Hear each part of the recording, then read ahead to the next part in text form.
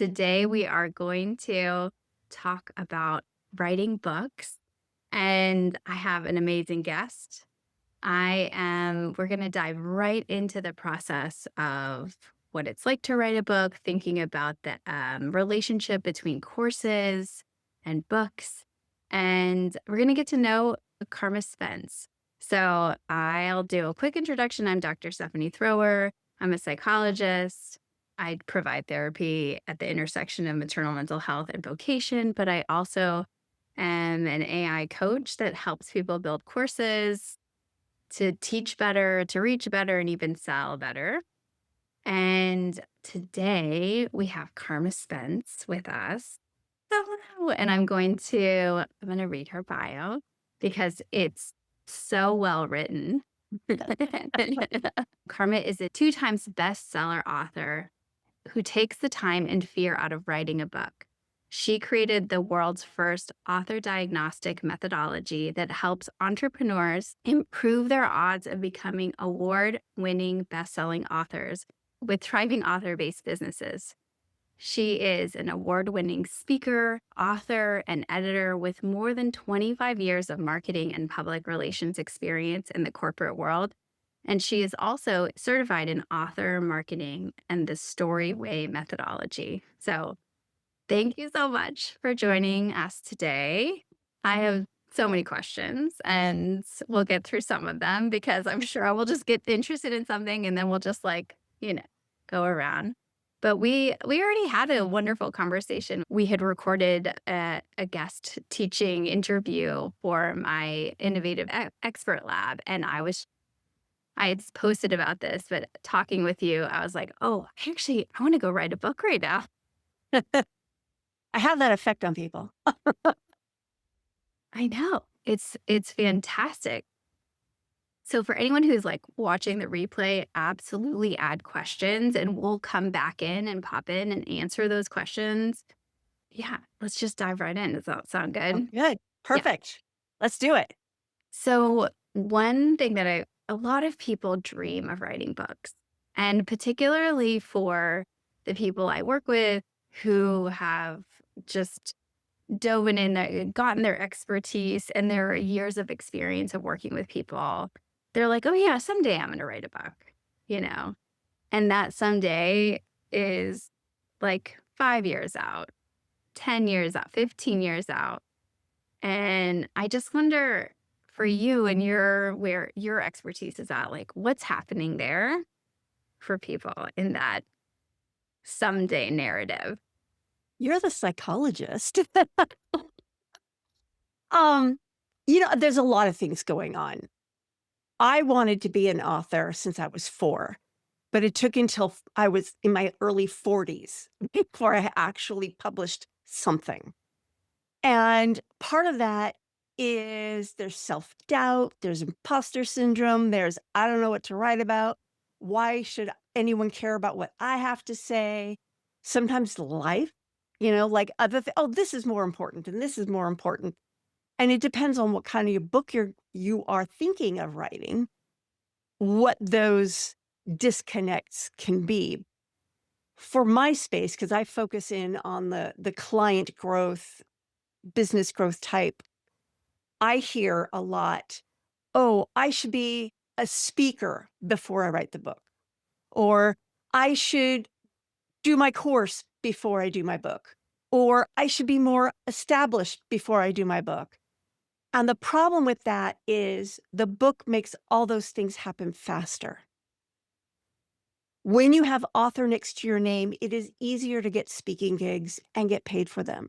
It is easier to create a course based on your book.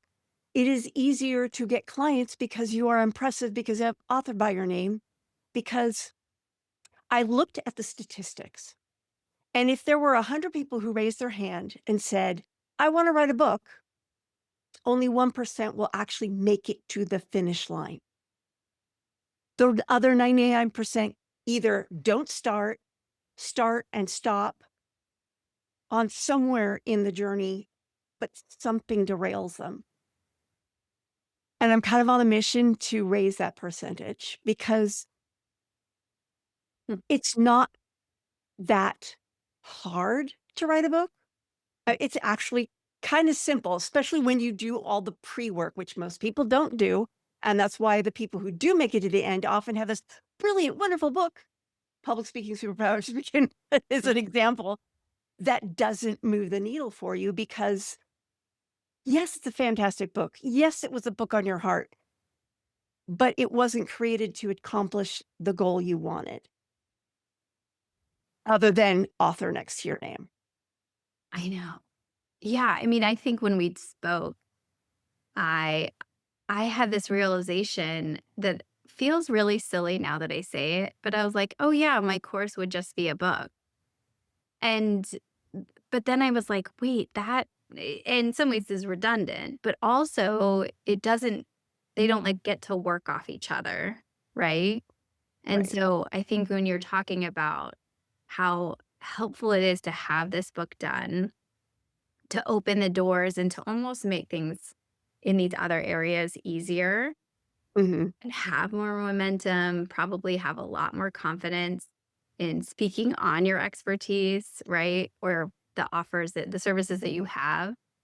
Yeah, I just it was like a light bulb moment where I was like, that was kind of a funny, like funny thought that I was like, oh, they're just the same, right? When in Yes fact, and no. yeah, right. Yeah, so maybe we can jump into there. You think where do you think the relationship between courses and books live? They feed each other because you can create a course from your book. You can create a course that's a like a part of your book. An author that I interviewed once, what he does is he creates a mini course that goes deeper into the topic of his book and makes that a freebie inside the book. So basically, he writes the book first, but before he publishes it, he creates the course so that the course can be a part a part of the book. And then I've known other people who take their course and they can turn that into a single book or a series of books, depending on how long the course is, how deep the course is. So books can market your course, or they can be marketed by your course, or they can do both at the same time. Because you could have like a mini course that you give away in your book, and then the book and the mini course sells a larger paid course. So it's like they kinda create an ecosystem of their own, and they work really well together. Yeah. And in the world where we have choices, right? We get so overwhelmed, right? Like that's and I think in general we're overwhelmed by choice more than ever. Mhm. Um and so that leads me to thinking about the topic, the title of our talk today in thinking about picking that book. Like, picking what makes sense for you to write at a certain point in your business, or, like, are you looking to establish authority? And that's a different avenue. So, yeah, what do you You think? always start with the goal, and I think we mentioned that in the other thing, but you start with the goal and then reverse engineer what is the best path to that goal. Sometimes the course comes first, sometimes the book comes first, but it all depends on that goal. As I always go back to what Zig Ziglar said is, well, when you're given an opportunity, you ask yourself, "Does this move me closer to or further from my goal?" But you have to have a goal first, or you can't answer that question. Mhm. It's so fascinating too, because I kind of always have I feel like I've been socialized that, like, there's a book within you and it will emerge. It's like kind of very qualitative, unearthing thing, right? Yeah. And the way that you're talking about writing books, it's so much more you're using it as a tool so much more than I'm used to thinking, right? Yeah. Like, I feel like I think about my dissertation too. I think about, like, we had the structure. We couldn't graduate. Like, it was you had to do the book to do the thing, right? But Right. you're taking it and making it about being an asset to you and your business and your work, and it's hard for my brain to wrap that like, I don't know Right. right? Well, that's because when most people think about books, and I know I have this problem with AI, I have to be very specific and tell it what kind of books I'm talking about, because otherwise it assumes I'm talking about a novel. And and honestly, we were also taught, I was taught this when I was younger, that even to write a novel, you have to wait for the muse come dancing into your life and feel it. And you know what? If you want to make money as a novelist, you can't do it that way. You have to have a goal and a plan. I mean, I had this fantastic interview in a previous podcast I have where the author talked about how he chose his niche specifically so that he could write stories that he knew would sell.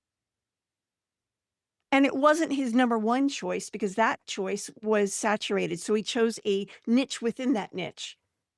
And so regardless of what kind of book you're writing, memoirs, client attracting books, novels, if you want to make a living doing that or grow a business or make any kind of money or even just sell the freaking book in the first place, you need to have a goal and a plan and go back from there.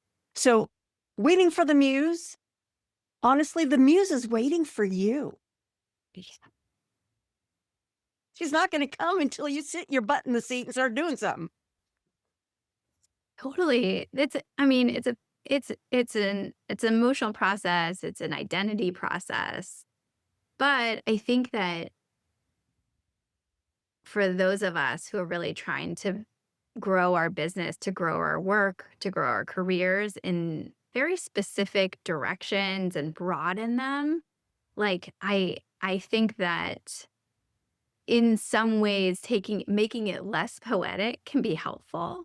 You know what I mean? Absolutely. Like, Absolutely. to be like, "Oh, this actually has a purpose and a goal, and I don't want it to be about impressing people, I want it to be about reaching people, like my people, and help," you know what I mean? Speaking to them in the same way that we might be thinking about our marketing, right? Absolutely.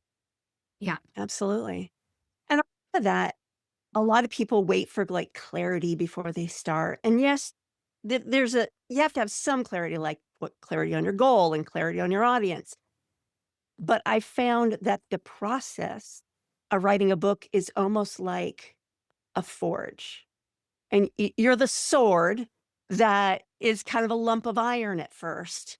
And the process of the book, and I mean, it sounds really violent. It's not, but it kind of pounds you into this sharp sword that can win the battle. And there's something you grow when you write a book. You learn, you get more clear, you get more codified. And so even if you don't publish the book, the process of coming up with the outline in the manuscript turns you into a person who is further down the line than if you had never tried it all. Does that make sense? Well, it does, and it's kind of this is like a funny quote coming from a therapist, but sometimes I will say, like, I don't really care how you feel, I just care what you do, and I think that, I mean, I do care how people feel, but your behavior, you cannot just think your way to becoming that sword. You have to actually get in there and do the things and write the things. It can't just be like, you can't watch a YouTube video of people Right. and then the book is It's not an written. it's not a fully intellectual process. No. So, I wanted to talk about a concept I really loved, which is the author switch, and I just wondered if you would walk us through what that is and what makes it click for someone. Yeah. I believe that everyone has an author switch in them. You just need to turn it on. And that starts with a decision. You have to own the identity of I am an author before you can actually become one. So once you decide, I am going to write a book, you are at least on some level an author. Now, I know some of my fellow authors will argue that point, but I don't think it's a helpful argument because you have to own the identity in some way, at some level, in order to become that identity. Yeah. And so that's why I talk about this author switch. You just you turn it on, and the trick is keeping it on. Because a lot of people raise their Mhm. hand, "I wanna write a book." They've turned on the switch, but it's a faulty s it's like a switch that automatically turns itself off at some point in the process. So, like almost anything, you have to it's like being in a relationship. Love is a verb. You don't just fall in love and stay there. You continually love the person that you're in the relationship with. It's an action, it's a verb. That author switch, you need to nurture it in the on position. And when it turns off, you switch it back on. And you got to be tenacious and just do the things, keep moving forward. And some people will be able to do that and become officially an author in a very short period of time because they're really tenacious and they're go-getters and they have a large block of time on their calendar. Right. Most people don't have that. I mean, I've been working on my next book since October. Well, working. Life kinda got in there in the middle, and I haven't been it's been working in here, but not in real life. I gotta get back on that horse. So it's being an author, it's being. It's a verb, it's an action, it's not just something where the muse comes dancing in and puts a book full formed in your head. Your book is not Athena being born from Zeus's head fully formed. It's more like there's a gestation period, and some of that happens here, some of that happens here, and some of that happens here. Absolutely. And yeah, I think what you say too, it just and when anxiety comes in there, right? We are going to think that when the switch turns off, that means something. And it's really helpful for you to frame like it's gonna turn off. Like this is it's just a part of everyone's process. And I Yeah, think a lot of different identity shifts really is there's kind of these times of like no, I could just walk away. I can never say that I wanted everyone will forget that I said the thing I wanted to do, and yeah, it will be fine. But yes, I think that, like, knowing that it's normal actually for the switch to turn off and that you just yep, gotta go get up and go turn it on and keep going. And that tenacity, that persistence is so relevant, right? yeah, and it really does happen to everybody because think of the guy who wrote Game of Thrones, I can't think of his name at this moment. How many books did he write? It became a TV show. As soon as it became a TV show, he got blocked and couldn't write. Stephen King has talked about having writer's block. I mean, all people who are stepping forward to do something that it no matter what you write about, you are bearing a piece of your soul out into the world and saying, "This is my baby, love it, please." And you know what? Not everybody's gonna love your baby, and that's okay. You just have to, like, let it be water off a duck's back because I've been raked through the coals with some of my books, and half the time I'm like, "Did you read the same book I wrote?" Like, because the messaging was off, it's like I thought I was saying one thing and they read something else, and sometimes that's my fault, sometimes it's their fault. You fix it and move on. Totally. I think that the level I mean, when we go to do anything that has visibility, right? It's going to be a shock to the system. And I think in our own fields, we're really used to it. Like we are socialized. I was thinking about the practice of when I was in undergrad and I would in art class, we would all sit around and like mortifyingly review each other's artwork. Hey. Yes, right? And I was like, "I'm glad we're doing this in public. This is a great skill to have," right? But we all actually like, all of our fields do that to us. There's and then in social media, right, of course, like, it's just the exposure is there, the videos, the just all the feedback in the comments, right? Yeah. There's something the criticism that comes in writing has its own vibe. It does. When I was a younger, writer, this was before I became an author, I belonged to a writers group. And there was this one guy who his favorite thing to do is to, like, rip you to shreds. And I'd written this short story, and in the short story, the main character was talking about the deaths she had experienced, and one was her grandparent, and another was the dog, and the way it came out, the dog was more important than the grandparent. Well, that's because for me personally, the dog had just happened. Ugh. And so for me, it was very emotionally raw. And he said, "You're so you're this character is so shallow." So of course I heard it as I am shallow. So I went around asking all my friends, "Am I shallow?" And it's like, "No, I needed better writing skills. I needed to, you know." And he was a jerk at the same time. So it's like, yes, people are going to be really mean. There are going to be the mean people. There are people who, like, that's their goal in life is to make you cry, and you just have to go, "That's on you. I did my best, and I will take the pieces of what you said that are relevant and will help me move forward, and all the rest can just go in the trash." Yeah. And that is easier said than done. Yes. I remember my mentor saying when she would get reviews back from journals, she had a practice of, like, printing them out and putting them on the ground and stomping on them as hard as she could. And it was yeah, so I hear, like, almost a ritual in that process of not internalizing that in order to keep the switch going, right? Yeah.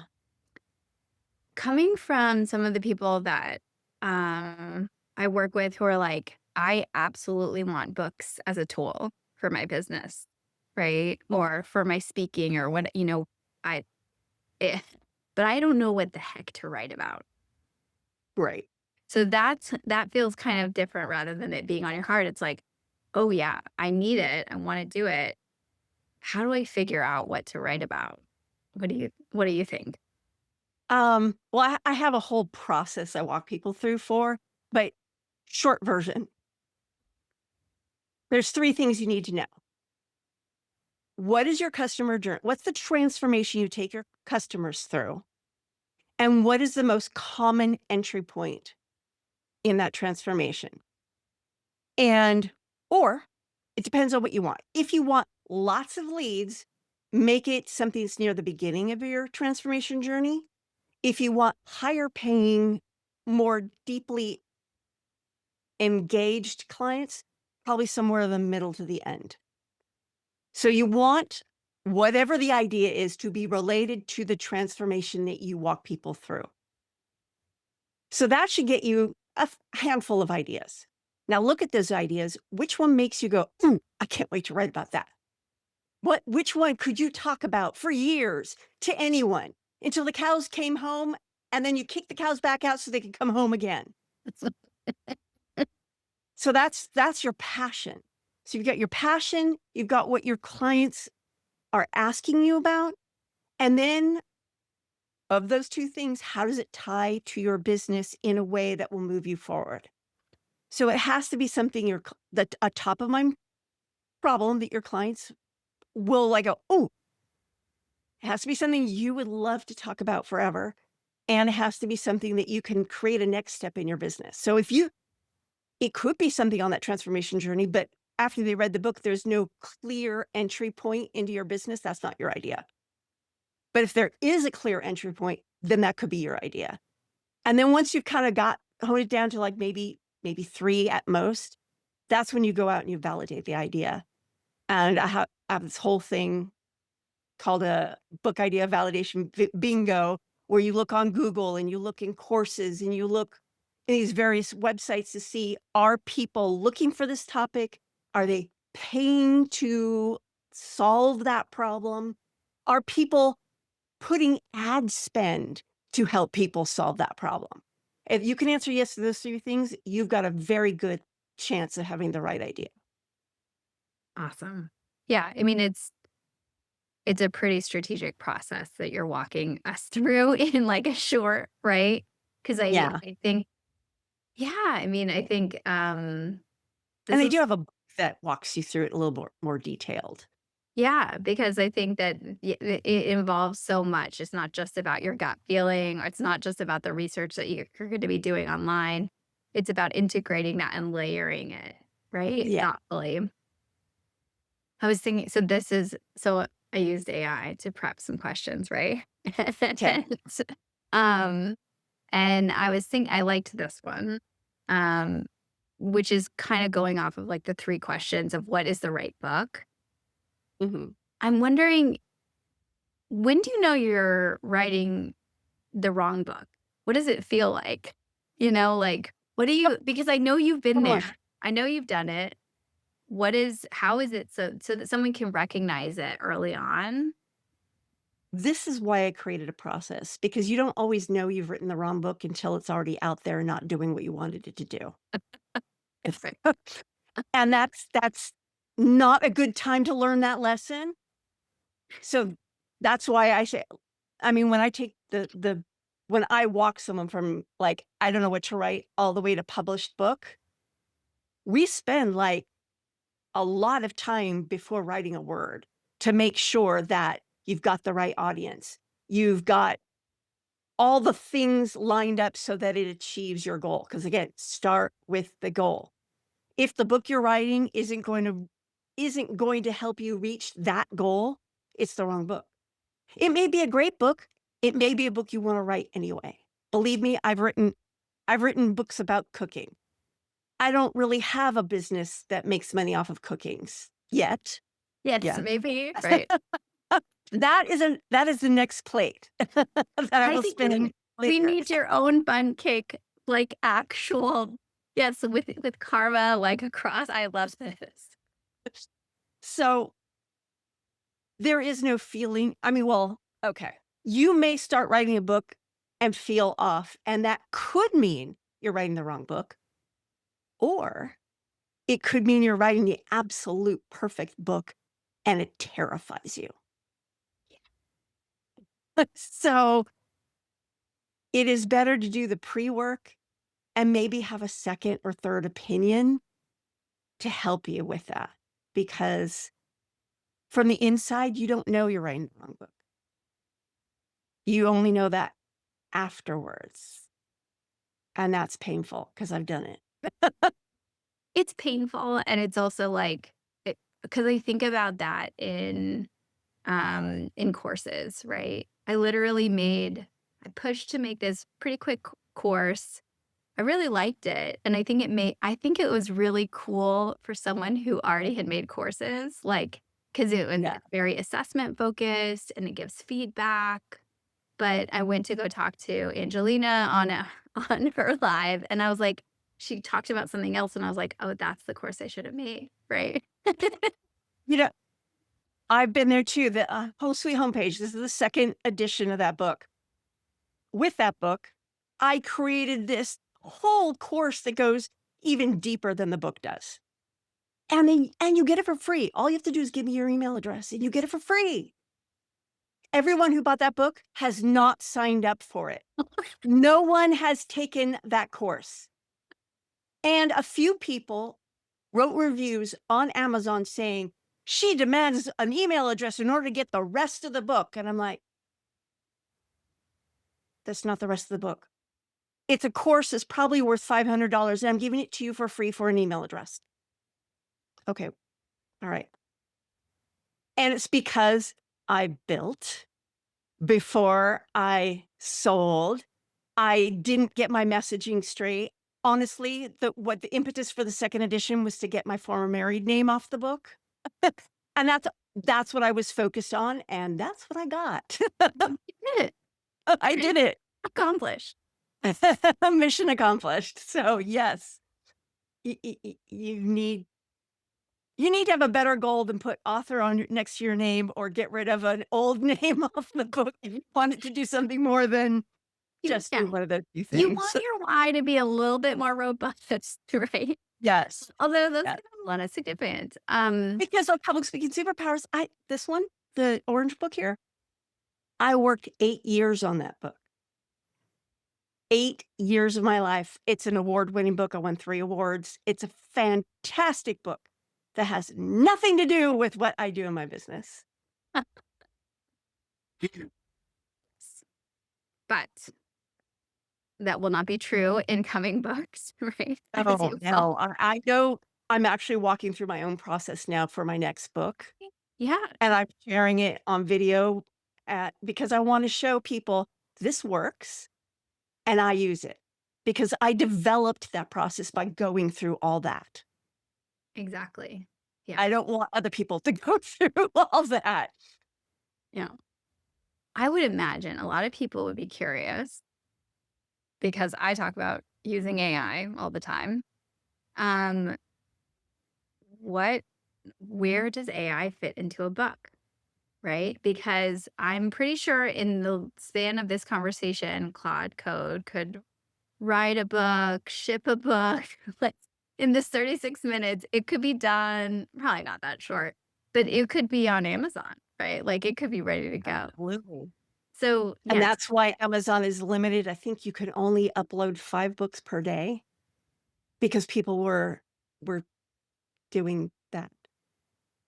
And there are people who I respect who push the idea of just have AI write your book. And I think that's fine if it's a simple lead magnet that you're not going to publish as a physical book. Because, well, first of all, more recently, someone's fiction book, their novel, got pulled from the market because it was accused of AI writing it. And what the author says is that she wrote the book, but then she gave it to a ghostwriter who used AI to rewrite the book. And so it had a lot of AI isms. And people are getting really tired of delve. The funny thing, delve is one of the big words that AI likes to use. And I've been reading my blog posts from before AI and I used it. Like, I'm like, I love "Oh my to delve. gosh, is delving before delving was You were totally popular." delving. And I was totally delving, and I used M dashes and all those things, but if you are using a book to grow your authority, to make people want to hire you, why would you have a machine write it for you? I I don't that's a disconnect, but AI can help you write it faster, not by writing it for you, but by helping pull your stories, your ideas out of you. I have a GPT that I give my clients that actually I call it the memory motor home because it helps you remember things and stories that you can now put into your story bank and use to illustrate your points.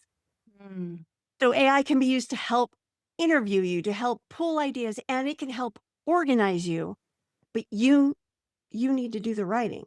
But if you do all that pre-work first, the writing becomes so much easier because now you know, "Oh, I wanna talk about this idea now, and then this idea, and then this idea," and then have a human edit it. AI can edit it, but more often than not, with larger chunks, it just whitewashes all you out of it. So I only have AI edit my short pieces like social media or, I might go brain dump a comment and to a DM or something because like, I don't know what to say here, but these are my thoughts, and then it totally. polishes to something without any spelling errors. But I would never have it edit a book. I would never have it write a book because one of the things that gets you clients from your book is that when they're reading it, they hear your voice in their head. Do you want that voice to be Data or worse, Hal? No, you want it to be you. Totally. I think that um, yeah, it's so appealing to really lean into the productivity and the sheer just ability just to create a large volume Mhm. or of things or to save the most time ever, right? Right. Um, but I don't think that it creates the coolest stuff that's possible with AI, right? I think No. I love the idea of having interactive tools that are coupled with books, right? Where you had this somewhat passive experience of reading, but now I can get in and practice that skill that I read about. Or, like, Yeah. I think that's where I'm really pushing the people I work with to develop any kind of very simple tools where they get some feedback that it just engages the learner Right. just a little I'm looking more. forward to VR. Yeah. It's like you put on the goggles and now you're Yes. interacting with the book and talking to the author or the AI author bot. That's not far. That is not far away, and I can't wait. Although, I did watch that episode of Star Trek where everyone's mind is controlled because of the little game, so there's a little part of me that's afraid. Right. Where you're keeping like, we're okay, right? We're here. Yeah, I'm not a zombie yet. No, okay. Right. We're trying to unhook ourselves from the matrix. We're fine, right? We're not. I know. I mean, I think I think having been in Molly Mahoney's community and meeting other people who are trying to use AI in ways that are imaginative, creative, and pulling out like the brilliance of humanity, right? Yeah, Instead of and trying to minimize, like, I actually don't need to be a productive machine. I right. can be a biological creature, right? You can't dance muse if the robot is in the room. Totally. Yeah. Yeah. This is so awesome. I'm wondering if there's any other kind of questions that we want to make sure we get to. We covered so much, I think. Yeah. um, okay. Okay, if someone says the book is on the table for me this year, Mhm. what it says the one, what's a couple of decisions they need to make in the next month before they do anything else? That is way too long. Oh, no, Yeah, tell me. Yeah. no, number 1, decide when is that book gonna happen? You said it's on the table this year is really broad. I mean, that could have you starting it in December, and then you're not gonna get it out this year. So, now is better than later. Decide, "All right, this weekend, we're gonna start." Then, what is the goal you want for your book? Dream that. What is if everything worked out swimmingly, what would that book accomplish for you? And write it down. Put in all the adjectives, sight, sound, smell, touch, everything.